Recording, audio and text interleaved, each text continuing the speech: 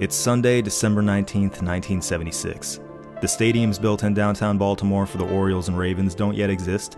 To the north, not far from Johns Hopkins University, sits Memorial Stadium. It's shared by the Orioles and the NFL predecessors to the Ravens, the Baltimore Colts. Although these two teams have combined for 5 championship seasons on this field, neither team is really happy here. A lot of seats have poor views of the field, and although it fits 60,000 people, it was not built to accommodate that many. But it's home.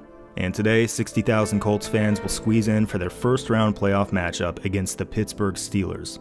NFL games typically begin at 1 p.m., but Baltimore blue laws on the books in this time prohibit games from kicking off before 2, so 2 it is. At precisely 4:59 p.m., this game will end. 6 minutes later, at 5:05 p.m., an airplane will accidentally crash into the upper deck of Memorial Stadium.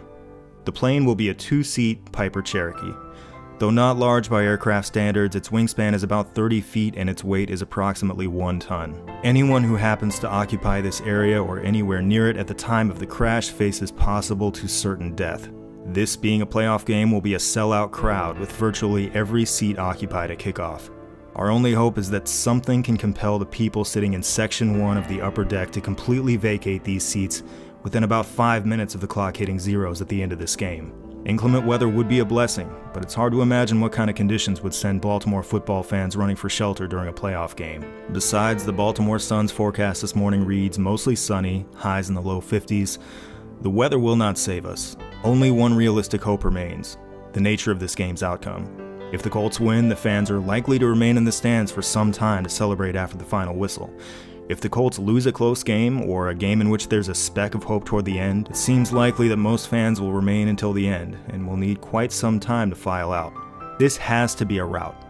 These Colts fans must be so disgusted by what's unfolding on the field that they begin clearing out well before the end. Of course, neither the Pittsburgh Steelers nor the Baltimore Colts can possibly have any idea of what's in the balance, but the stakes could not be more clear. The Steelers must humiliate the Colts on the field today. If they do not, people are going to die.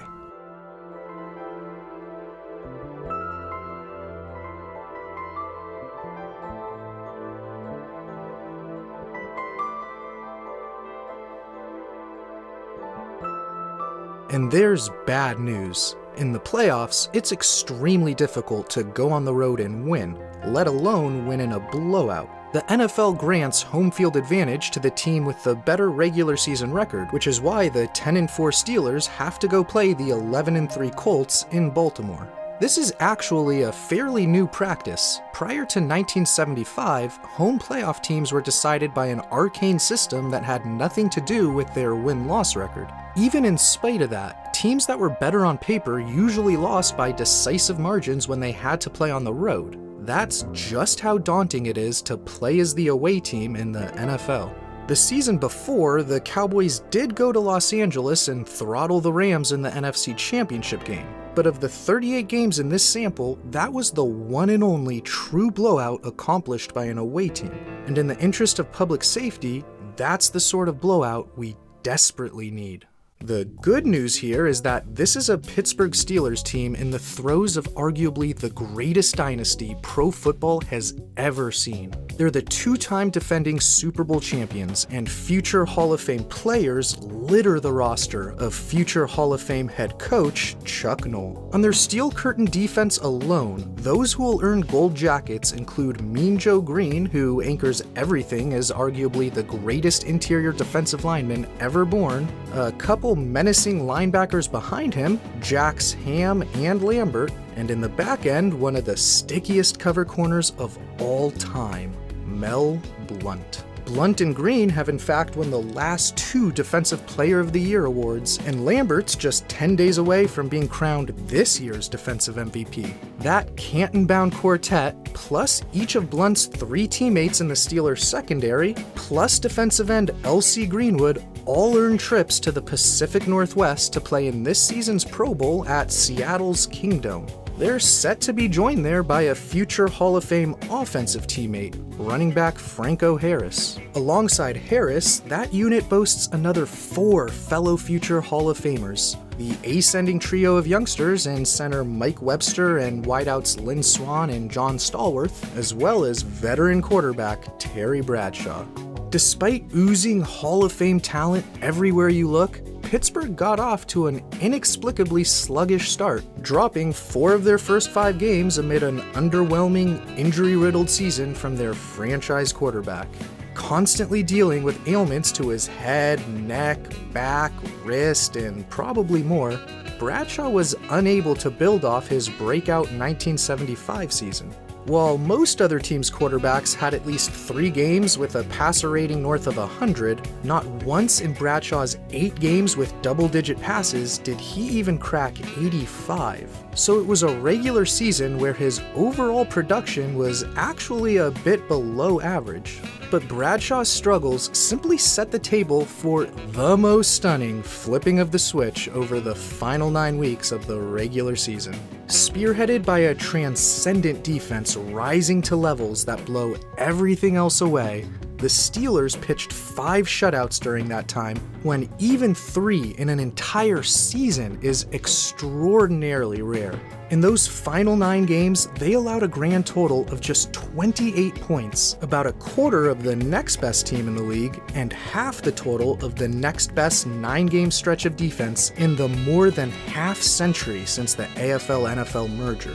That helped lead to an overall point differential of plus 206. Not only was that over 60 points better than the runner-up Rams, but since the merger, no one else but the 07 Patriots has surpassed plus 200 across any 9-game stretch. So between all that, and the fact that they had little trouble dispatching the Colts 28-10 in last year's playoffs, you can understand why they were 3.5-point favorites, the first road team to be favored in a playoff game since the undefeated 72 Dolphins were forced to play the AFC Championship game in Pittsburgh. Since the Colts just won the AFC East a year ago, it might not seem surprising that they've made it back to the postseason, but this is an organization that, at the start of the season, was experiencing a total top-to-bottom meltdown. For starters, a group of interested buyers was openly maneuvering to buy the Colts and move them to Phoenix. Then, after a poor showing in the preseason, owner Robert Irsay lit into beloved coach Ted Marchibroda in front of all his players, who took such offense to it that they shouted Irsay out of the room. It fell upon Irsay's 16-year-old son Jim, who would one day own the Colts himself, to later apologize to the team. Regardless, a fed-up Marchibroda resigned, leaving both Colts players and Baltimore fans livid. The players threatened a full boycott unless Marchibroda was brought back and given the level of control he wanted. General manager Joe Thomas, who the players called an egomaniac in a team statement, was so overwhelmed by the fallout that he hid from the media in a bathroom and fled via fire escape. The Baltimore Colts were completely disintegrating. And then, 25-year-old quarterback Burt Jones fixed everything. Jones took command of the situation, demonstrating far more in the way of political acumen than one would expect of someone his age. He looked around, realized he was the only one on the team with the clout and star power to take on the bosses, and hit him head-on in the press, leading the charge himself to protect his teammates from possible retaliation. He was vocal in his demand to have Marchibroda reinstated under Marchibroda's terms, and he twisted the knife by supposing that Irsay and Thomas were too dumb to actually do it. All the while, he was trying to navigate the team away from an actual boycott, knowing that many players on the team just couldn't afford to lose work. Jones played every card he had, he played them expertly, and it worked. Against all odds, Irsay and Thomas caved, rehired Marchibroda days later, and promised to stop interfering. Still, Jones worried that in the long term, his actions would lead to him being blackballed by NFL owners. And then he put together a 1976 season that rendered such an outcome impossible. It wasn't just a great season, though it was that. It wasn't just an MVP season, although he did win the MVP award. Burt Jones' 1976 season was arguably the greatest quarterback season in the history of football to that point. Adjusted net yards per pass attempt is a metric that serves as a terrific distillation of a quarterback's overall effectiveness. This is the showing in this category of every quarterback to throw at least 300 passes in a season. Burt Jones' 1976 mark stands at 7.78, the best performance of the 1970s.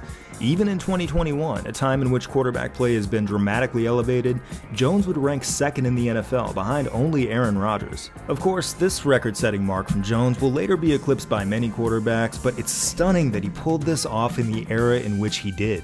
In '76, the league average stood at just 4.2 adjusted net yards per pass attempt, which means Jones nearly doubled the effectiveness of the average passer. In this sense, he outperformed his peers more dramatically than any other quarterback of the post-merger era ever has. Seasons like 1984 Dan Marino and 2004 Peyton Manning are regarded as the greatest performances of all time, but not even they stand out as much as Burt Jones has in 1976.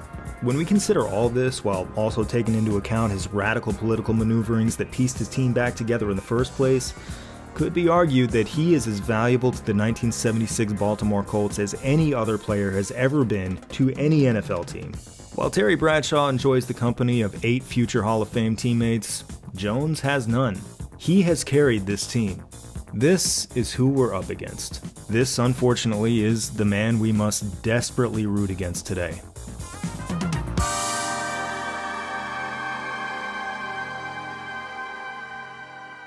A man named Robert Carrick is standing at a bus stop waiting for a shuttle to take him, his wife, and a friend to the game.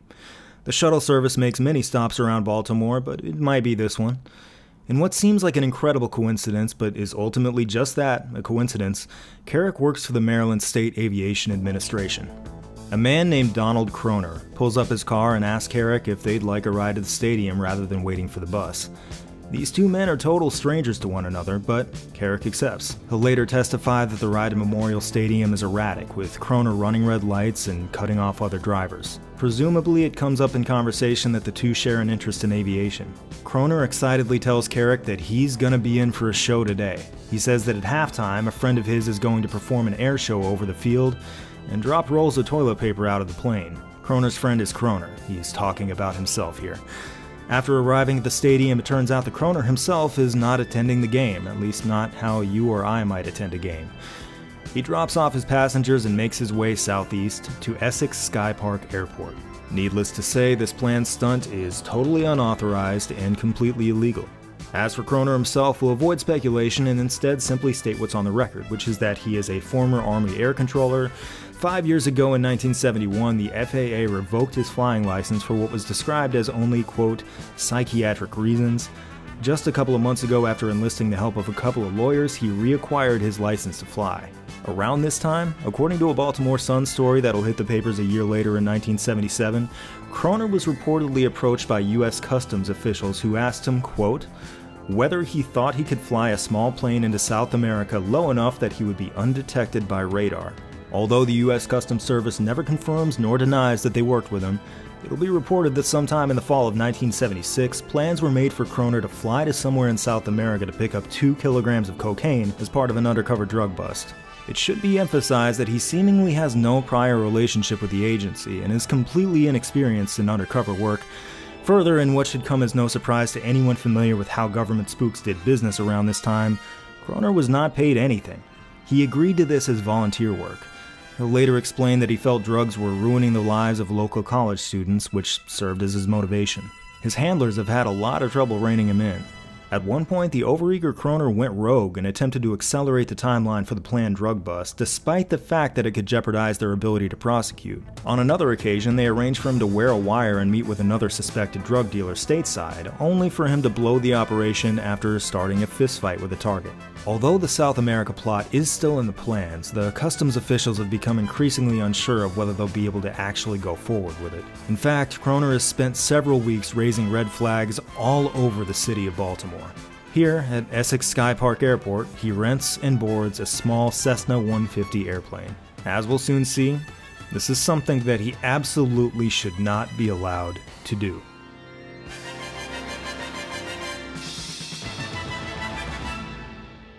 We'll set expectations as well as we can. The game is scheduled to start at 2 p.m., which is 185 minutes prior to the time of impact, although the actual kickoff figures to occur a couple minutes later. Thankfully, there will be no overtime today. The game will end 6 minutes prior to impact. The nature and outcome of this game will single-handedly dictate how empty or full the stands will be at that moment. The Steelers must crush the spirits of Colts fans, send them home early, and get them out of those chairs. A loss by the home team, even a decisive loss, will not be enough.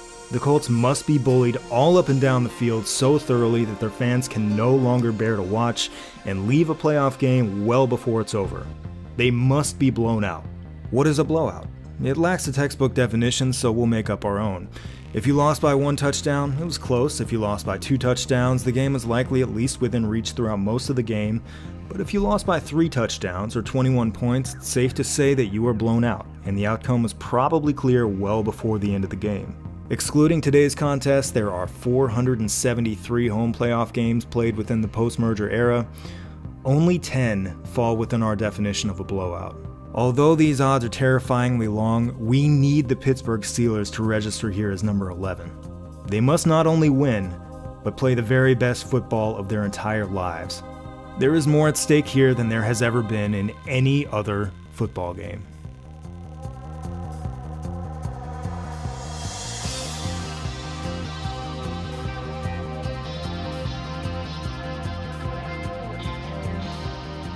With the lives of Section 1's fans hanging in the balance, and upon the opening kickoff, in the hands of Steelers rookie Ernest Poe, he fumbles. Though teammate Frenchie Fuqua is able to quickly pounce on it, averting disaster.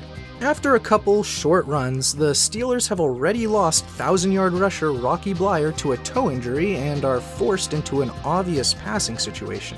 But then, on 3rd and long, with the Colts in man coverage, Bradshaw drops back and launches a bomb downfield to the streaking Frank Lewis, whose deep post leaves Jackie Wallace in the dust. Lewis hauls in the perfect pass and completes the 76-yard score that, to this day, is the longest touchdown to ever occur on the very first pass of a post-merger playoff game. And it came on a play they'd been looking forward to running all day. However, that fantastic start is tempered a bit by one of the gnarliest shanks on an extra point you will ever see. When the league's MVP gets his first crack at Pittsburgh's vaunted defense, Burt Jones manages to lead Baltimore into Steeler territory, where on 1st down he tests them deep with a shot to Roger Carr. But Knowles D has the NFL's leading receiver plastered, with safety Mike Wagner snagging the pick to end that threat. After another couple runs bring up another 3rd down, Bradshaw threads the needle to Lewis for a 27-yard pickup. 2 passes in, 2 explosive connections between this duo. That sets up a field goal and a 9-0 lead for the visitors. Jones is able to again lead the Colts into enemy territory, and this time they keep marching, with running back Lydell Mitchell taking a short reception, juking one Hall of Fame jack, and then another Hall of Fame jack as he moves Baltimore down near the red zone. A couple plays later, Jones finds a diving Roger Carr in the corner of the end zone for the first quarter touchdown scored against the Steelers all season. In fact, not only did Pittsburgh not allow any first quarter TDs in the 1976 regular season, they didn't allow any first quarter TDs in the 1975 regular season either. The Colts are now right back in it, down 9-7, but any momentum swing is short-lived, as on the ensuing kickoff, Theo Bell rumbles 60 yards to start Pittsburgh off with outstanding field position at the Baltimore 32. They keep the ball on the ground, and after 6 carries, plow their way into the end zone to reclaim their 9-point lead early in the second quarter. When the Colts get the ball back, they also keep it on the ground and carry the ball 3 times for a gain of about 9 yards and 2.5 feet, setting up a 4th and inches on Pittsburgh's 43-yard line. While this would ordinarily be close to as maddening a punting scenario as exists in football, in the interest of saving lives, we'll look the other way on Baltimore, opting to try and pin the Steelers deep in lieu of picking up a few inches in no man's land. And the decision does nothing to slow down Pittsburgh's offense. A huge 50-yard burst by Franco Harris moves them to the doorstep of the goal line, where they appear certain to increase their lead, but a lost fumble moments later means they're unable to cash in. For now, anyway, because when the Colts net 0 yards on their next drive thanks to a 3rd down sack, they have to quickly punt, setting the Steelers up near midfield. A pass interference and some handoffs move the ball inside Baltimore's 30, where Lynn Swann breaks wide open for the easy score and 23-7 lead. In the final minute of the first half, with the Colts trying to score before the break, Burt Jones does have a man open for a potential big play, but sails the throw over his head and into the waiting arms of Steelers safety Glenn Edwards, who returns it down to the Colts 34. A penalty and a sack push him back for a 2nd and 28 on their own side of the field, but a draw to Harris picks up 30 with 17 seconds left. Enough time for Harris to pick up another chunk of yardage on a flare route to set up an even easier chip shot field goal. In the wake of this field goal, we'll switch now to the local radio broadcast, WCBM Baltimore. Listen closely. Okay, is it all right? Yes, sir, it's fine. And Jarrella has kicked a 25-yard field goal. Did you hear it?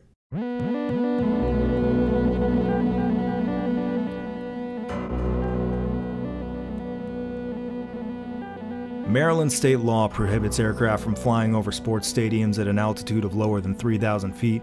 According to a decision later issued by an FAA administrator, Kroner is buzzing Memorial Stadium at lower than 500 feet. He makes several of these low passes over the stadium before turning and heading northeast toward Aberdeen. One man in the crowd works as a flight instructor at Essex Sky Park Airport and immediately recognizes the plane as one of their own.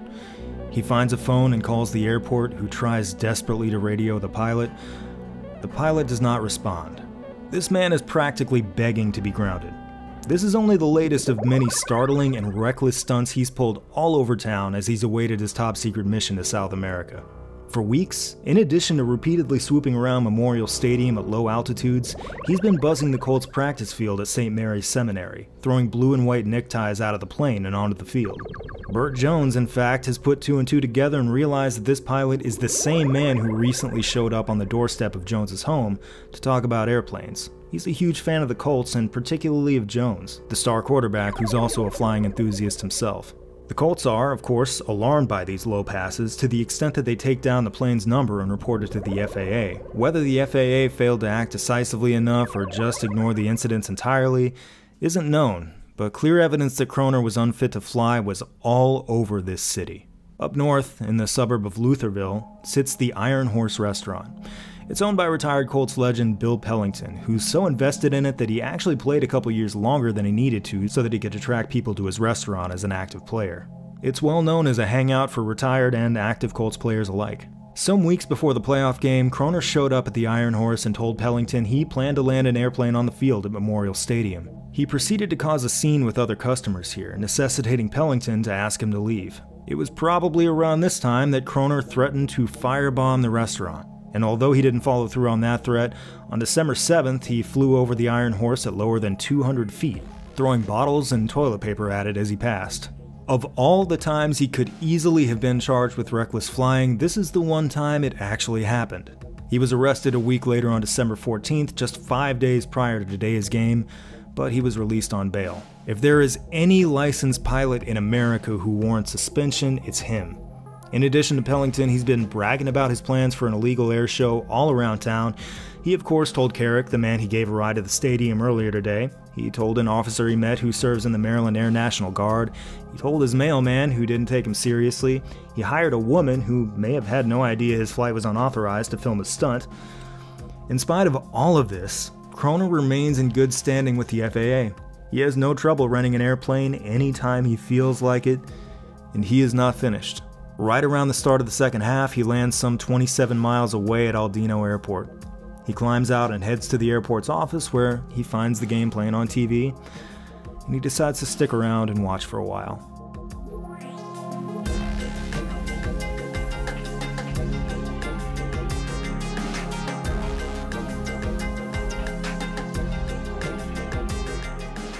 The Colts do get the ball to start the second half, where down 19 they have to start pressing a bit, but a drop and an overthrow against tight coverage force a quick punt. Franco Harris, who had over 120 yards on the ground in the first half, keeps grinding down the Colts with another 13 on the first couple Steeler plays of the second half. Still, no Colts fans have dared give up hope yet, as a bit later on the drive we see no one's gone anywhere. And on the very next play, there's perhaps a glimmer for him when Franco Harris, who's had his way with Baltimore all afternoon, is stuffed for a 3-yard loss to bring up 3rd and 19. That leads to the first Steeler punt while knocking their other 1,000-yard rusher from the game with injured ribs. Alright, crowd's got some juice now after a stop and getting the ball back. When Jones connects with Raymond Chester for 24 yards on the first play of the ensuing drive, fans anticipate their deficit soon being cut to 12 as they've ventured into Pittsburgh territory. But really, they've just ventured into purgatory. The next 10 snaps were a mishmash of short gains, penalties, incompletions, and sacks, during which a shot of the upper deck reveals not one empty seat. It eventually leads to a 4th and 28, giving the Colts no choice but to punt. Hooray for humanity, until the Steelers are flagged for roughing the punter on some pretty light incidental contact, giving Baltimore a fresh set of downs. 3 plays banging their head against the steel curtain later, the desperate Colts face a 4th and 7 where Jones heaves a prayer toward a triple-covered Carr that falls harmlessly incomplete. That's a pretty big dagger to any chance of winning, but remember, lives are in jeopardy not only if they win, but if they make it even the slightest bit interesting. The drama here is far from over, regardless of what anyone inside Memorial Stadium at this moment may believe. When the Steelers take over on downs, they steadily move the ball over the next 7 plays to reach Baltimore's 11. On 2nd down, the Colts bring heavy pressure, sending 7 men after Bradshaw, who coolly stands in and hits Lynn Swann on a slant for his 2nd score to give Pittsburgh a 26-point lead less than a minute into the 4th quarter. Now up 4 scores, everything appears to be in good shape if they can maintain their massive advantage. But they only care about getting this thing over with the win, which is now all but clinched, not necessarily doing so by the largest possible margin. Perhaps taking their foot off the gas a bit, they allow Jones to complete his longest pass of the day to move the Colts down inside the Steeler 30 before an 18-yard completion to Carr gets him to the 11, keeping fans still engaged with the action. Shortly thereafter, running back Roosevelt Leaks is able to plunge in from a yard out with 11 minutes left, keeping faint hope alive within the still-packed house. The precise order of events is not known for certain, but it's likely that around this time, Kroner readies for takeoff from Aldino Airport. Why has he rented a different plane? Maybe he's trying to cover his tracks in case someone has reported his low pass over the stadium. Maybe it's because this Piper Cherokee is painted blue and white, the Colts colors. Or maybe it's just because he feels like it. Because it seems that in 1976, no matter how many reckless maneuvers you make, no matter how gravely you endanger the general public, I feel like it is the only reason you need. Has anyone at this airport asked him why he wanted to land one plane only to rent a different plane? No. Because somehow, none of them even noticed that he'd arrived at their airport by plane in the first place. Kroner is being met by nonchalance and total indifference at every turn. What is going on here? Well, it's a different time.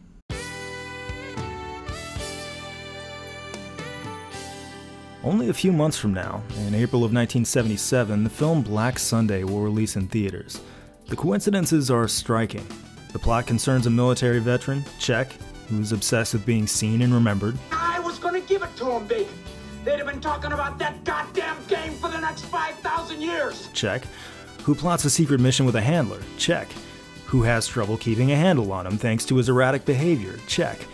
The movie climaxes, if you can believe it, with the pilot violating a stadium's airspace and crashing into it. Check.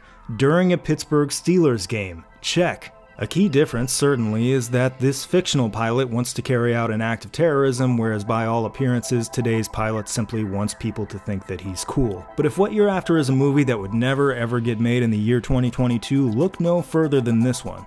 The blimp in question isn't just any blimp, it's the iconic Goodyear blimp. Goodyear was fine with slapping their name on this gigantic instrument of terror. And the NFL, which was far less neurotic about its brand image than it is today, said, sure, Not only will we sign off on a movie about a terrorist attack at the Super Bowl, we will let you call it the Super Bowl. What exactly is this Super Bowl? And we will allow you to shoot footage at the actual Super Bowl, and even stage disaster scenes that include some of our actual players. This movie is an almost unbelievable thing to take in 45 years later. It's a window into some of the things that terrify us now, but didn't then. Over the past couple of months, this man has committed many FAA violations. He has been arrested for reckless flying. He has made a bomb threat. He has shared his plans of even more dangerous and illegal flying to anyone in town who will listen. And yet here he is, sitting in the cockpit of a plane he has legally rented without incident after presenting his flying certificate, which is still entirely in good standing. He is invincible. We're told that prior to starting the engine, a responsible pilot typically spends 5 to 10 minutes conducting pre-flight check of small aircraft such as this one. This involves checking the antenna, ensuring that the rudder can move freely, removing the tail tie down, etc. From there, a responsible pilot may spend 5 minutes inspecting the cabin and starting the engine. A responsible pilot then performs a run-up in which they taxi the length of the runway and test out various systems. It is then, and only then, that a responsible pilot is prepared for takeoff. Knowing what we do about this pilot, do we think he bothered with any of this? I'll give you 3 guesses.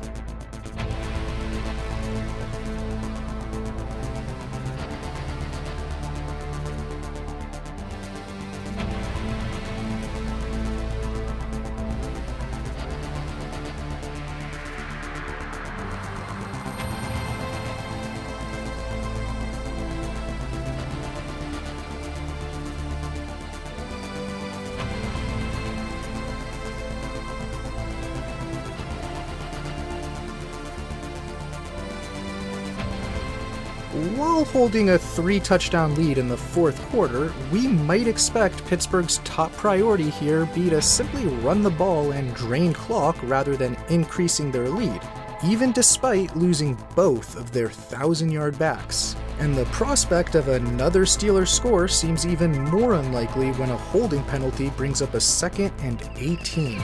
But some wonderful blocking on a well-timed screen pass springs Frenchie Fuqua loose, who gains 31 yards down to the Colts' 27.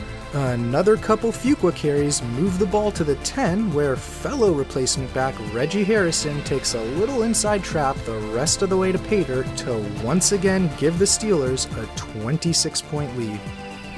Right before the ensuing kickoff, the NBC camera crew gets a low perspective shot from the Steelers sideline. It's an angle you don't see in modern broadcasts. It's one that, incidentally, gives us a view of the sky. Kroner is circling, waiting for the game to end to perform his grand finale, buzzing the field at a very low altitude before pulling up, clearing the upper deck, and flying away. We can say confidently that he's not delaying his stunt in the interest of public safety. If that had ever worried him at any point, he wouldn't have done any of the things he's done today or in recent weeks. He behaves like a man who believes that he will never make a mistake, that he will not crash, and he cannot die. Of course then, he won't land in the seats, and if that's true, why does it matter whether those seats are full or empty? He's doing this no matter what. He was always going to. The next Colts drive is once again marred by a bunch of penalties and sacks, after one of which we finally begin to see some fans waving the white flag with pockets of empty blue seats starting to emerge throughout Memorial Stadium a little more than midway through the fourth quarter. The team effectively is forced to do so as well when that eventually sets up a 4th and 40 punting situation. The Steelers send in Bradshaw's backup Mike Kruzak to mop up the final 6 minutes, and he comes out firing with a 3rd down, 13-yard completion, moving them into Baltimore territory. Reggie Harrison picks up another 16 on an angle route before Kruzak's able to evade pressure to find Theo Bell for 11 to once again reach the red zone. After picking up another few yards to bring up a 3rd and 7, and in the waning moments of such a bitterly disappointing end to a great season, the classiness of Colts fans is specifically brought up and lauded about. There'll be no running on the field this afternoon. The Colts here in Baltimore. The conduct of our fans, I think, has been exemplary. Another couple handoffs take the Steelers right on the brink of the end zone, where they mercifully let the clock run out on their utter dismantling of the Colts that wasn't even as close as the 40-14 final score would indicate. Kroner's plane is circling around Memorial Stadium one last time. After that, he'll attempt a low flyover between what the Orioles call the left field and right field light towers. Then he'll square up, enter through the open north end of the stadium, buzz the field, and attempt to climb up and clear the upper deck. Many people in the upper deck have already headed home. The rest are now beginning to file out. This is the only time we will ever see fans do this in an NFL game in the city of Baltimore. After they played the 1959 NFL Championship here and the Colts won, their fans stayed in the building for as long as it took to rip down the goalpost and then some. In the 1968 divisional round, despite cold, wet, miserable conditions, a shot of the upper deck shows that no one left, even as the final seconds ticked off. That was a relatively close 24-14 win, but the scene was the same in 1970 when the Colts thumped the Bengals here 17-0. Several minutes after the final whistle, the upper deck was packed. A week later in the AFC Championship game, same story. A year from now, 1977's 37-31 heartbreaker at the hands of the Raiders shows us how enormously lucky we are that today's game did not end in overtime. In 2000, no one left early. Not even in a new stadium and a new incarnation of Baltimore football did this city's fans clear out like they're doing today. Even in the 2006 playoffs, when a lethargic Baltimore offense lost 15-6 in a borderline unwatchable game, the upper deck is mostly full at the end. 2011 playoffs, packed. 2012 playoffs, packed. After a close loss in the 2018 playoffs, still about half full. Even in the 2019 playoffs, when Baltimore was disposed of 28-12 in a game that never felt close, after 3 hours of profoundly disappointing football, quite a few still stuck around. And that's it. These are the 13 times the city of Baltimore has hosted a playoff game. And this, the one and only time they needed to quickly and totally vacate their seats as a matter of life and death, is the one and only time they did so. If you're a football fan, you don't need it pointed out to you that this is a game of brutal, dramatic swings. The entire character of a football game can be completely transformed by a single play. What if Terry Bradshaw had thrown even one interception? If he had, and the Colts capitalized, it could have potentially not only erased a Steelers touchdown but created their own for a 14-point swing. That would have given us a final score of 33-21, one that's far closer, and more relevant to our purposes, feels far closer. That's how much more dire this could have been had Bradshaw slipped up even once. He didn't. And the fact that Bradshaw played a squeaky clean game by not blemishing the 3 touchdowns he tossed with a giveaway that could have planted a seed of hope in Colts fans was integral. He didn't merely do his job or play a role, he was perfect. Quite literally, and in so doing, creating a club in which to this day he is the sole member. Between the trio of TDs, lack of picks, and an average gain of nearly 15 yards each time a pass left his right hand, the same Terry Bradshaw who'd struggled with injuries and subpar play all season produced the highest possible passer rating of 158.3. As of 2022, it is the only playoff game in which the visiting quarterback pulled that off. The Steelers needed that sort of effort to not just beat, but demolish by 4 scores on the road a Colts squad that was led by the league's most valuable player at quarterback and hadn't lost a game by more than a single touchdown all season. And unlike that period we are only a couple years removed from, in which plenty of teams undeservedly hosted playoff games, these 11-3 Colts absolutely earned having this game be in their backyard. They were that good. On this day, it simply did not matter.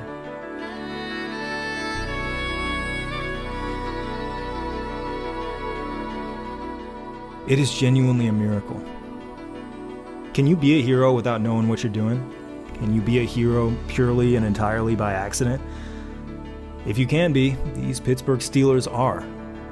Although they'll miss out on the Super Bowl this year, they'll become legendary not only on account of the 2 Super Bowls they've won already, but because of the 2 more they'll go on to win in the coming years. Not because of today.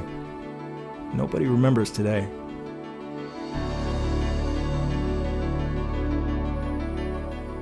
It never should have come to this. It's easy to wonder whether the man was emboldened by government agents who got in his ear and told him he was part the Red Baron, part James Bond. Whether the powers that be had sufficient grounds to ban him from the inside of a cockpit, though, is not a mystery. He'd given them every opportunity. Whether indifference is to blame, or bureaucracy, or failures in interagency coordination, or whatever else, he slipped through every net. Our institutions failed. How has it fallen upon the Pittsburgh Steelers? Why is it Terry Bradshaw's job? Why is it Franco Harris's job? Why is it Mean Joe Green's job? Well, it's a very strange place.